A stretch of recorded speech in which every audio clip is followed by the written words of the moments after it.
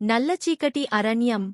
పగటి వేళలో కూడా మబ్బుగా, నీడగా కనిపించే చెట్ల మధ్య నడిచేవారెవ్వరూ తిరిగరాలేదు. ఆ అరణ్యం పక్కనే ఉన్నది సిరిపురం అనే చిన్న గ్రామం.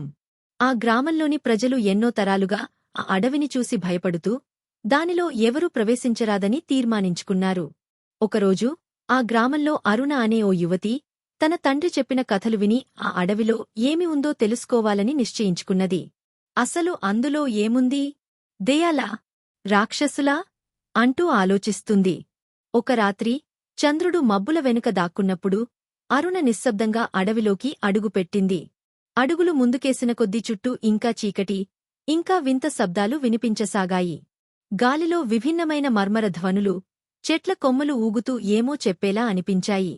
సమయం గడుస్తూ ఉండగా ఓ పెద్ద వృక్షం దగ్గరకు చేరిన అరుణ అక్కడ ఓ వింత ప్రకాశాన్ని గమనించింది. అది ఓ పురాతన శివలింగం.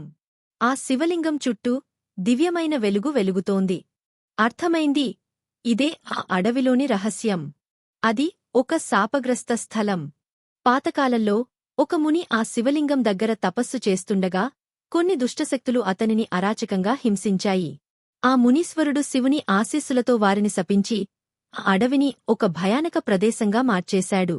కేవలం నిజమైన ధైర్యం ఉన్నవారు మాత్రమే ఆ శాపాన్ని తొలగించగలరని చెప్పాడు. అరుణ అర్థం చేసుకుని భయం లేనివాళ్లు ఆ శాపాన్ని తొలగించగలరు. ఆమె ధైర్యంగా ముందుకెళ్లి శివలింగంపైన ప్రసాదాన్ని అర్పించి నమస్కరించింది. ఆ క్షణమే అరణ్యం చుట్టూ ఉన్న చీకటి తొలగిపోయింది. చెట్లు ప్రకాశించాయి, పక్షులు కూతలు మళ్లీ వినిపించాయి. ఆ గ్రామ ప్రజలు అరుణ ధైర్యాన్ని గమనించి ఆశ్చర్యపోయారు.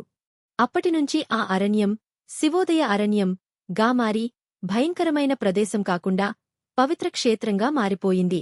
ధైర్యముంటే చీకటిని కూడా వెలుగుగా మార్చవచ్చు.